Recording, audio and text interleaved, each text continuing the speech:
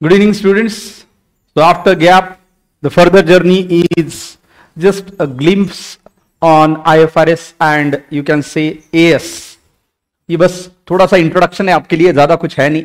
As far as international financial reporting standards, that is IFRS, and accounting standards in India, जिसको हम AS बुलाते हैं या Indian accounting standards बुलाते हैं, IAS जिसको बुलाते हैं, इंडियन अकाउंटिंग स्टैंडर्ड्स या IFRS. Now obviously these are taking the ideas from GAAPs only, that is generally accepted accounting principle, जो हमने बड़े डिटेल में देखे. लगभग 12 हमने अकाउंटिंग प्रिंसिपल देखे, कल उसका रिवीजन भी हमने किया था. So based on that world wide we are having this one.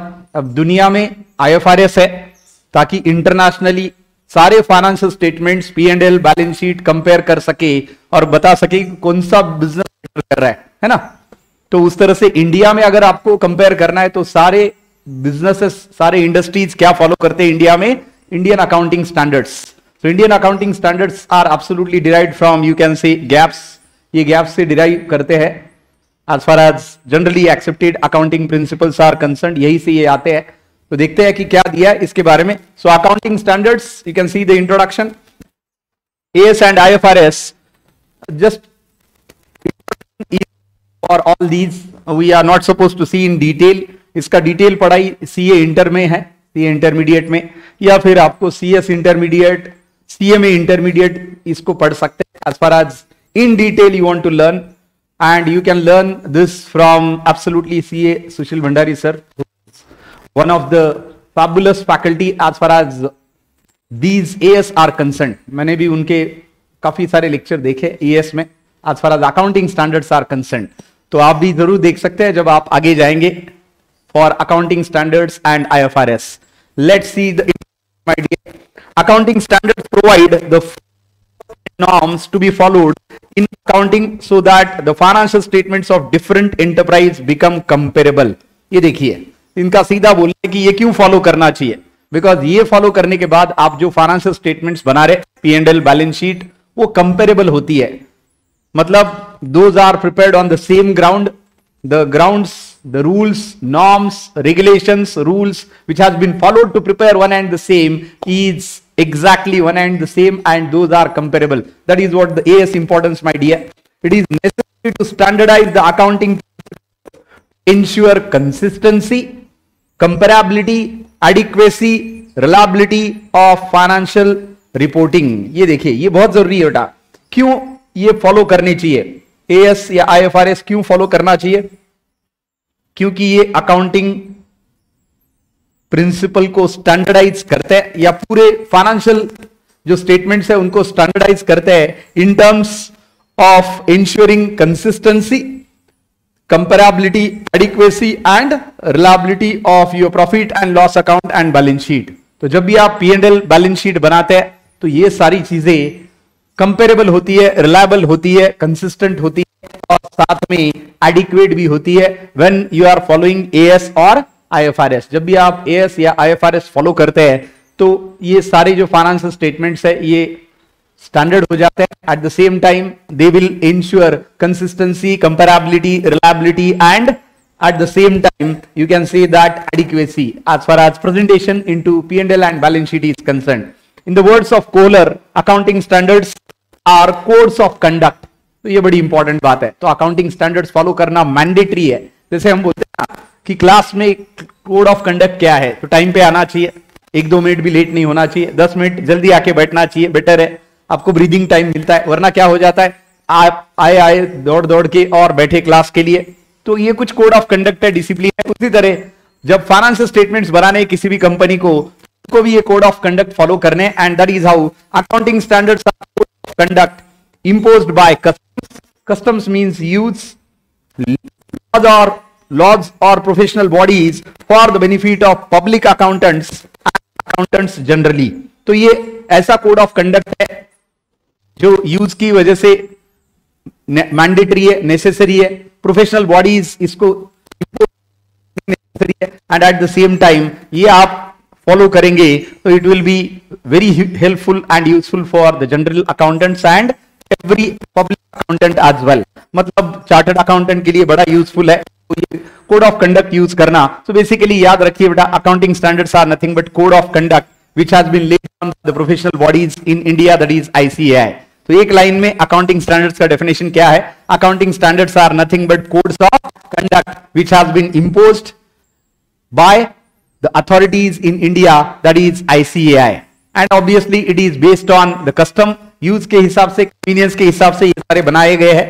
तो इसको accounting standards are codes of conduct imposed customs laws of professional bodies for the benefit of public accountants or accountants generally। That is what the perfect definition of accounting standard is given। The accounting standards are written policy documents। ये obviously guidelines है जिसके ऊपर आप financial statement बनाएंगे, P&L बनाएंगे, balance sheet बनाएंगे। तो ये रिटर्न पॉलिसी डॉक्यूमेंट्स है issued by the expert accounting body, that is ICAI in India and different bodies in the world there। बाहर कंट्री जाएंगे तो CPA है, that is certified public accountant इसको बुलाया जाता है। अगर अब्रॉड जाए तो इंडिया में इसको CA या ICAI बुलाया जाता है। और बाय गवर्नमेंट और other regulatory body covering the aspect of recognition, measurement, treatment, presentation and disclosure of accounting transaction and events in the financial statements. यानी ये मेजरली क्या कवर करता है, अकाउंटिंग स्टैंडर्ड्स क्या क्या कवर करते हैं? So these are nothing but the written policy documents which are issued by the expert accounting body or by government or other regulatory body covering क्या कवर करता है ये? तो रिकॉग्निशन का मतलब है रेवेन्यू कब रिकॉग्नाइज करना चाहिए, एक्सपेंसेस कब आपने रिकॉर्ड करनी चाहिए, असेट करनी चाहिए and all these things in terms of recognition. Measurement, उनको मेजर कैसे करते हैं, asset, liability, expenses and losses, income and gain. Treatment of any accounting item, say goodwill, say tangible asset, say intangible asset, say expenses, losses, income and gain, presentation and disclosure of accounting transaction and events in financial statements। ये याद रखिए बेटा, जब भी आप accounting standard से accounts का कुछ भी पढ़ेंगे तो हमें ये क्लासिफिकेशन जरूर याद रखना है। Entire accounting revolves around and gains, expenses and losses, assets and liability. बस ये 3 बाइफिकेशन या 4 बाइफिकेशन आपको इसको बुला लीजिए। पहला असेट, दूसरा लायबिलिटी, तीसरा एक्सपेंसेस एंड लॉसेस, चौथा इनकम एंड, बस इसके इर्द गिर्द घूमेगा। तो इसको कैसे मेजर करना है, इसको रिकॉग्नाइज कैसे करना है, इसको प्रेजेंट कैसे करना है। So all these things are nothing but in terms of written policy documents by accounting standards। So that is what given here। Need for accounting standard, accounting standard की जरूरत क्या है? That is given। The need for accounting standards is as follows। Number 1, to promote better understanding of financial statements। आपको financial statements अच्छे से समझ जाए, सारे बिजनेस के financial statements कंपेरेबल हो, रिलायबल हो, ट्रांसपेरेंट हो, इसलिए अकाउंटिंग स्टैंडर्ड फॉलो करना जरूरी है। Second, to help accountants to follow uniform procedure and practices. Accountants while preparing P&L and balance sheet, final accounts और फाइनेंशियल स्टेटमेंट्स जब भी ये बनाएंगे तब उन्होंने यूनिफॉर्म अकाउंटिंग पॉलिसीज फॉलो करनी चाहिए। और ये यूनिफॉर्म अकाउंटिंग पॉलिसीज क्या है? These are nothing but absolutely accounting standards। These are nothing but absolutely GAAPs, generally accepted accounting principles। Third, to facilitate meaningful comparison of financial statements for entities। मैं बार बार आपको यही बोल रहा था कि अगर फाइनेंशियल स्टेटमेंट्स कंपेरेबल करने हैं तो इनको फॉलो कर। So as long as you are going to compare them, then it is necessary that you should have followed the code of conduct, written policy documents in terms of accounting standards to enhance reliability of जो भी आपके financial statement बने, P&L, balance sheet, उनका reliability बढ़ाने के लिए। And next, to meet the legal requirements effectively. कि आपने क्या फॉलो करना चाहिए। So to meet that legal requirement as well, following these accounting standards is mandatory, my dear। IFRS upon follow करते हैं क्योंकि ये बिजनेस के लिए होते हैं, जो इंडिया में भी है, इंडिया के बाहर है, उनके लिए अप्लीकेबल है। अगर बिजनेस सिर्फ इंडिया में है तो आप बस AS फॉलो कर सकते हैं, दैट इज अकाउंटिंग स्टैंडर्ड्स और इंडियन अकाउंटिंग स्टैंडर्ड जिसको बुलाया जाता है। अब IFRS का इंफॉर्मेशन उन्होंने दिया है, अभी तो आप AS समझिए और AS क्या है समझिए। IFRS उन्होंने उसी कॉन्टेक्स्ट में दिया है, if your business is a global thing, international financial reporting standards जिसको IFRS बुलाते हैं, issued by accounting standard board, international accounting standard board. IFRS is a set of accounting international accounting standards stating how particular type of transaction and other events should be reported in financial statements। क्यों? क्योंकि यहां पे business एक country में नहीं है, बहुत सारे कंट्रीज में है। ये इसलिए यहां पे बताया जाता है कि कोई पर्टिकुलर ट्रांजैक्शन आपने कैसे बताना चाहिए. So it is set of international accounting standards stating how particular types of transactions and other events should be reported in financial statements. तो कोई भी particular type of transaction हो या other event हो, वो financial statement में किस तरह से report होना चाहिए. That is what it is given here. IFRS are issued to develop accounting standards that would be acceptable worldwide and to improve financial reporting internationally. ये issue इसलिए किए जाते हैं जब भी आप एएस बनाएंगे, इंडियन अकाउंटिंग स्टैंडर्ड बनाएंगे, तो आईएफआरएस को ध्यान में रख के बनाइए. जब भी आप लोकल से ग्लोबल चले जाए तब आपको कोई प्रॉब्लम ना हो. आपके फाइनेंशियल स्टेटमेंट्स वही सारे रूल फॉलो करते हो जो अदर्स कर रहे हैं, और आपके फाइनेंशियल स्टेटमेंट कंपेरेबल हो, कंसिस्टेंट हो, रिलायबल हो, ट्रांसपेरेंट हो. आईएफआरएस है. और यहां पे सेंटेंस बड़ा अच्छा दिया है, IFRS are issued to develop accounting standards. तो इस तरह से डेवलप अकाउंटिंग स्टैंडर्ड्स आपने खुद के करनी चाहिए of IFRS which has been given by IASB, that is International Accounting Standards Boards, that would be acceptable and to improve financial reporting internationally. मतलब आप लोकली भी आप इंडियन बैलेंस शीट बनाएंगे और इंटरनेशनली भी बताएंगे, कोई दिक्कत नहीं है. Followed is one in the same. इसकी आगे चलते हैं. अब यहां पे इन्होंने अकाउंटिंग स्टैंडर्ड्स एक्सप्लेन किए हैं. So accounting standards in India as, और उन्होंने बस उसका आपको ब्रीफ दिया है कि गिने चुने यहां पे अकाउंटिंग स्टैंडर्ड उन्होंने बोले. वैसे तो बहुत ज्यादा है और डिटेल में है. जो मैंने आपको बोला कि आप सीए इंटर में पढ़ेंगे और सर से पढ़ने हैं, मैंने आपको बोला because he is a fantastic teacher as far as AS is concerned. देखते हैं आगे इसमें क्या दिया है. In India standards of accounting is issued by the institute of chartered accountants of India, that is ICAI. तो इंडिया में ये अकाउंटिंग स्टैंडर्ड्स कौन इश्यू करता है? तो ICAI करती है. The council of the institute of chartered accountants of India constituted accounting standard board. तो जो काउंसिल है institute of chartered accountants of India, that constituted accounting standard board on 1 April 1977, recognizing the need for accounting standards in India. As far as these accounting standards are concerned, my dear, तो यहाँ India में council of institute of chartered accountants of India है जो ये constitute करती है. ASB accounting standard board in India जो constitute किया है 21 April 1977 को, recognizing the need for accounting standards in India. तो ये बताते हैं कि अकाउंटिंग स्टैंडर्ड्स की इंडिया में बहुत ज्यादा जरूरत है. ये बहुत इंपॉर्टेंट टॉपिक है, लेकिन सीए इंटर में अभी बस इसका ग्लिम्स देखना है, हाइलाइट्स देखने हैं, और बस याद रखना है कि ऐसा कुछ है गैप्स के आगे भी, which is called as accounting standard, and further to that it is IFRS, international finance. Accounting standard बने, those has been prepared on the basis of only IFRS. IFRS ने गाइडलाइन दी, उसके हिसाब से IAS बने हैं. यही याद रखिए. Accounting standards, ASB formulates accounting standards so that such standards may be established by the Council of the Institute in India. The ASB will consider the applicable law, custom, usage, business environment and international accounting standards while framing accounting standards in India. यानी AS बनाते time क्या क्या उन्होंने याद रखा है. देखिए जो ASB है, ICAI है, वो क्या क्या याद रखते हैं.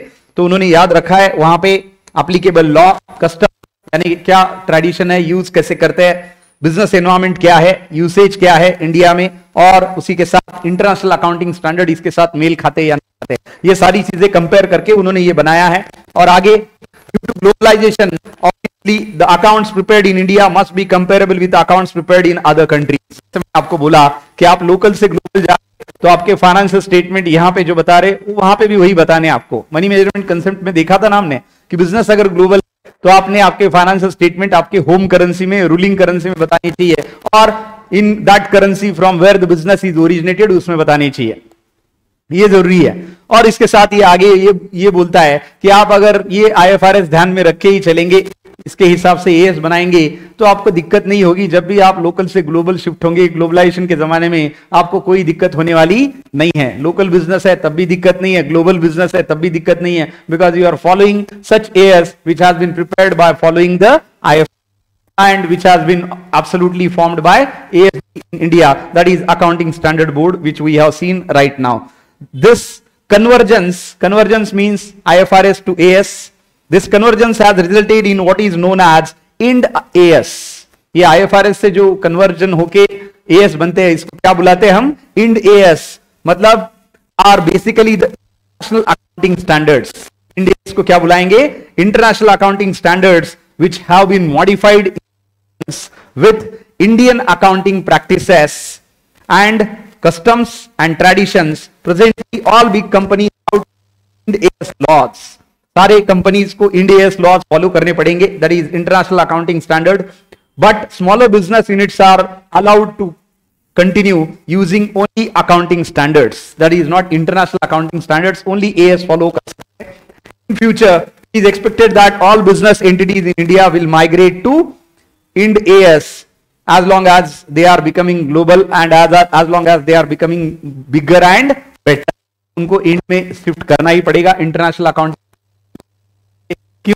लोकल से ग्लोबल करना है, बिजनेस को बढ़ाना है, एक्सपांड करना है, तो ऑब्वियसली आपको बाहर भी जाना पड़ेगा, and that way around you need to present your financial statements in that manner. Some accounting standards AS, the Council of the Institute of Chartered Accountants of India has so far issued 31 accounting standards. तो 31 accounting standards है उनके हिसाब से as of now. मेरे ख्याल से ये number बदला है, ये आप आगे पढ़ेंगे जब डिटेल में आएगा तब. Some of these accounting standards are explained below. यहां पे उन्होंने मेरे ख्याल से सिर्फ कुछ 10 या 12 ही एक्सप्लेन किए है, 6 ही बताए उन्होंने. ये इतना ही पेज है, उन्होंने बस बताया कि क्या क्या है, एक आपको झलक दी है कि क्या अकाउंटिंग स्टैंडर्ड से बनते हैं, क्यों बनते हैं, ये सारा एक्सप्लेन किया है. इन्होंने ये बताया कि यहीं पे दुनिया सिमट नहीं जाती. हम बेसिक्स पढ़ रहे तो गैप पे खत्म नहीं होता, गैप बस शुरुआत है. Generally accepted accounting principles, accounting fundamentals, accounting assumptions, इसके आगे क्या? इसके आगे है अकाउंटिंग स्टैंडर्ड्स, उसके आगे IFRS, और उसके बाद Ind AS, that is international accounting standards. तो इस तरह से इसका पूरा दिया है. अब आप इंड AS की बात कर रहे हैं तो absolutely it is nothing but followed locally as well as globally. तो देखते हैं, उन्होंने कुछ 6 अकाउंटिंग स्टैंडर्ड आपके बस सजेशंस के लिए दिए. सबसे पहला आपको पता है डिस्क्लोजर ऑफ अकाउंटिंग पॉलिसी. कल हमने देखा था फुल डिस्क्लोजर प्रिंसिपल, तो बस उसी से मेल खाता है. AS1 disclosure of accounting policy applicable from 1999 for companies and 1 April 1993 for others. यानी कोई भी कंपनी होगा तो उनके लिए 1991 अप्रैल 1 से एप्लीकेबल है. दूसरे एंटिटी होंगे कंपनी छोड़ के तो अप्रैल 1993 से एप्लीकेबल है. ऐसे ये तो बड़ी पुरानी बात हो गई, अभी 24 में है अपन, है ना. According to this standard, the accounting policies followed in the preparation and presentation of financial statements should form a part of financial statements and normally be disclosed in one place. यानी जब भी आप अकाउंटिंग स्टेटमेंट्स बनाते हैं, P&L balance sheet, तो उसके जो भी नोट्स है, कहां से कौन सा आइटम आया, उसका क्या कंपोजिशन है, एक ही जगह पे बतानी चाहिए. And this is nothing but you can say that the extended version of your full disclosure policy, and that is how AS1 is disclosure of accounting policy. ये बस 2 लाइन, आपको ये लगभग 3-4 पेज का एक्सप्लेनेशन है AS1 का. हर AS का explanation बहुत ज्यादा है, ये तो छोटा है वैसे, बाकी के ज्यादा बड़े. ये CA इंटर में पढ़ेंगे, जैसे मैंने आपको बोला. यहां पे बस आपको याद रखना है कौन सा नंबर है और उसका क्या इलैबोरेशन है. AS1 is for disclosure. AS2 valuation of stock और valuation of inventory. Valuation of closing stock और वैल्यूएशन ऑफ इन्वेंट्री डेट दिया है, एप्लीकेबल फ्रॉम 1 अप्रैल 1999. वैसे हमने closing convention of conservatism, closing stock और closing inventory is recorded at cost price और market price whichever is lower. तो ये इसी से आता है बेटा. और यहां पे इसको वैल्यूएशन ऑफ इन्वेंट्री ऐसा बोला है. एप्लीकेबिलिटी 1 अप्रैल 1999 से है. According to this standard, inventories in general should be valued at lower of historical cost and net realisable value. वही है CP एंड MP, उसी को हम हिस्टोरिकल कॉस्ट और नेट रियलाइजेबल वैल्यू बोलते हैं. तो ब्रैकेट में आप इसको लिख सकते हैं CP और MP, that is cost price और मार्केट प्राइस. कॉस्ट प्राइस मतलब हिस्टोरिकल कॉस्ट, मार्केट प्राइस मतलब NRV, that is net realisable value. लेकिन दोनों में से कौन सा रिकॉर्ड करना चाहिए? Whichever is lower. कल हमने देखा था रिवीजन में और उसके पहले भी that conservatism says that valuation of closing stock is always done at cost price और market price whichever is lower. उसके बाद AS3 तो AS1, AS2, AS3, 6, 8 एंड 9 ऐसे उन्होंने यहां पे दिया आपके रेफरेंस के लिए। AS3 is for cash flow statement, business में कितना कैश आया और कितना कैश आपने पे किया। Obviously cash means it is cash and bank balance both. तो यहां पे कैश फ्लो स्टेटमेंट में ये एप्लीकेबल है 1 अप्रैल 2001 से। According to this standard, a cash flow statement is prepared and presented for the period for which the profit and loss account is prepared. यानी जिस period के लिए आप P&L बनाते हैं उसी के लिए आप बनाते हैं, ऐसा इनका बोलना है।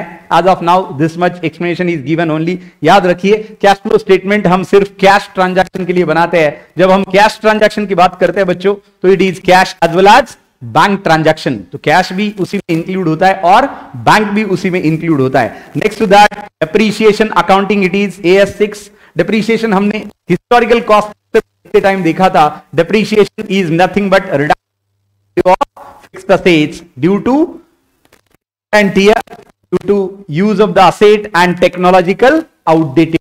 ये डेप्रीशिएशन का डेफिनेशन हमने देखा था। यहां पे अकाउंटिंग का पूरा स्टैंडर्ड है which is applicable from 1 April 1995। और क्या दिया है? According to this standard, depreciation amount of an asset should be allocated on a systematic basis for each accounting period during useful life of an asset. So जब भी depreciation की amount आती है तो वो allocate होती है according to the life of the asset and each and every is allocated. याद होगा आपको, हमने एक कार खरीदी थी 2015, 10 साल का उसका इकोनॉमिक लाइफ था और 2025 में उसकी वैल्यू हमने 0 कराई थी। के बारे में बात कर रहे हैं। That depreciation amount of an asset should be allocated on a systematic basis for each accounting period during economic life or useful life of the asset. That is AS6 of accounting, AS2 valuation of closing stock or valuation of inventory, AS3 cash flow statement, AS6 depreciation accounting and AS8 accounting for R&D, जो बहुत बड़ा area है आज की दुनिया में। आपको पता है Nestle, Maggi is a big brand, Dettol is a big brand. Now ये एक ब्रांड नहीं बने, पार्ले जी, कोलगेट, इन्होंने सालों से मेहनत की है और आज ये मार्केट लीडर है, टॉप पे है। क्यों? Because their expenditure on research and development, that is to make something new which is good for the customers, which is according to the need of the customer, is always these companies are trying my dear. तो ये company try करती है कि customer की क्या changing requirement है, company ने क्या नया बनाना चाहिए। जैसे कैडबरी नए नए चीजें बनाता है ना। मैगी बीच में काफी सारे कंसेप्ट आए थे बीच में, kappa Maggi and all those things, वो चले नहीं, बात अलग है, लेकिन फिर भी they try for something new. Research and development, research and development सिर्फ फार्मास्यूटिकल का मोनोपोली नहीं है। अब सिर्फ मेडिसिन बनाने में रिसर्च एंड डेवलपमेंट नहीं होता, कोई प्रोडक्ट बनाने में और उसको अपग्रेड करने में। आज टीचिंग में भी कितना मॉडिफिकेशन है। पहले हम चॉक और बोर्ड यूज करते थे, उसके बाद मार्कर बोर्ड यूज करते थे, अभी डिजिटल बोर्ड है सारे जो आप देख रहे हैं, इजंट इट। और अभी तो बच्चे, बहुत सारे बच्चे तो ऑनलाइन लेक्चर करते हैं। This is nothing but you can say that upgradation, that is improvisation in the technology, that and that is convenience of the human being. के कन्वीनियंस के लिए ये सारी चीजें अपन करते हैं एंड एब्सोल्युटली एंड डेवलपमेंट, इस पे एक्सपेंडिचर कंटिन्यूअस होना चाहिए and that is coming under AS8, that is for R&D applicable from 1st April 1991 for companies and 1993 for others. Same as that is disclosure of accounting policy, उसका भी ऐसे ही था जो आप देख सकते हैं। एंड लास्ट AS9 इन्होंने एक्सप्लेन किया है, revenue recognition. This exactly goes on our realisation concept. Concept says that revenue should be realized whenever it is sale is effected or services are rendered, no matter cash is received not. जो हमने बोला था कल, revenue realisation में वही revenue recognition है, उसका advance part है। कल मैंने आपको यह भी बोला था बच्चों कि अगर आपने माल बेचा लेकिन बायर के यहां तक अभी पहुंचा नहीं, उसने कंफर्मेशन नहीं दिया, तो आप नहीं बोल सकते सेल हुआ बोल के, क्योंकि सेल होने के लिए सिर्फ आपके यहां से माल का निकलना जरूरी नहीं है, गुड्स का डिस्पैच आपके यहां से होना जरूरी नहीं है, ये बायर तक पहुंचना भी उतना ही जरूरी है, तब जाके आप इसको बुला सकते हैं sale, otherwise sale is not affected. And revenue recognition concept again applicability is same 1st April 1991 for companies and 1st April 1993 for others. और इसमें क्या दिया है? This standard deals with the basis required for recognition of revenue items in profit and loss account and of an enterprise. It lays down conditions to recognize revenues that arise from the various transactions of an regulations guidelines देता है कि आपने revenue कैसे recognise करना चाहिए. It exactly goes on realisation concept basis. तो ये realisation के बेसिस पे ही जाता है. तो कितने अकाउंटिंग स्टैंडर्ड्स हमने देखे बेटा? AS1, AS2, AS3, AS6, AS8 and AS9. One is full disclosure, or you can say that disclosure. Second is valuation of stock or valuation of inventory. Third is cash flow statement. Next to that is depreciation accounting, that is AS6. AS8 is for research and development, accounting for research and development, and AS9 is revenue recognition. So ये 6 accounting standards का बस आपको मैंने brief बताया, कब ये भी आपको बताया. और अकाउंटिंग स्टैंडर्ड्स क्या है, इंडियन अकाउंटिंग स्टैंडर्ड क्या है, IFRS क्या है, इंड AS क्या है, ये सारा हमने देखा. My dear, we are concluding topic 1. तो आपको अगर कोई भी डाउट होगा तो आप मैसेज कर सकते हैं, अभी भी पूछ सकते हैं. आप अगर YouTube पे लेक्चर कर रहे हैं तो आप चैट बॉक्स में लिख सकते हैं. So if you are having any doubt, just you can ask me as far as your doubts are concerned. You can use YouTube, or you must be having my number, but still I'm writing just for your reference here. You can text and you can ask all your doubts as far as if you are attending online, and as of now it is free. आप इस number पे WhatsApp कर और आपको जो भी doubts है इसके बारे में आप जरूर पूछ सकते हैं. And absolutely this lecture will be useful, and it is a fantastic initiative by Percept Academy and CA Vinod Reddy sir. So we must be thankful for providing this opportunity and for providing these lectures cost of free at YouTube as of now. So enjoy them, and let's have MCQs completed on this particular topic. इसके MCQ complete फिर से repeat करता हूं. क्या है? बड़ा आसान है. Accounting standards is documents code of conduct which has been laid down by the authorities in India. It is ICAI, that is Institute of Chartered Accountants of India. ये देख सकते हैं आप. That is accounting standards are code of conduct imposed by all professional bodies for the benefit of public accountants and accountants. This is what the definition, my dear. Accounting standards follow करना must है.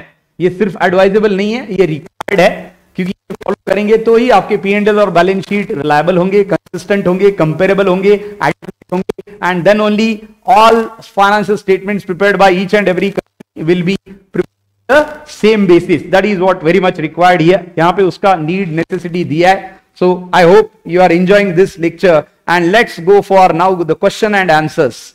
तो बड़ा अच्छा किया है उन्होंने, हर topic के बाद क्वेश्चन आंसर दिए. So let's go for all these question answers one by one. आपने पूरा टॉपिक जब भी पढ़ा होगा तो याद रखना है कि आपने फिर से एक बार 2 बार पढ़ने हैं. तो अगली बार से क्या करेंगे अपन, क्वेश्चन आंसर को जब भी आएंगे हम इंश्योर करेंगे कि आपको 1 दिन का गैप दे. मतलब आज अगर टॉपिक खत्म हो रहा है तो उसके क्वेश्चन आंसर हम कल लिया करेंगे, ताकि आप एक बार पूरा टॉपिक पढ़े, 2 बार पढ़े, 3 बार पढ़े, ये परफेक्ट आपके दिमाग में बैठ जाएगा बेटा. कुछ भी भूलने का चांस नहीं. And that is what it is highly required. जब भी हम ये सारी चीजें देखें तो ये जरूरी है कि हम पूरा उसको ध्यान से पढ़े. 1 बार पढ़े, 2 बार पढ़े, 3 बार पढ़े, and then only we can go for answering these questions in types of MCQ and other questions. ये जो MCQ और अदर क्वेश्चंस है तो इसके लिए हम आगे जा सकते हैं जब भी हम ये पूरा टॉपिक पढ़ेंगे.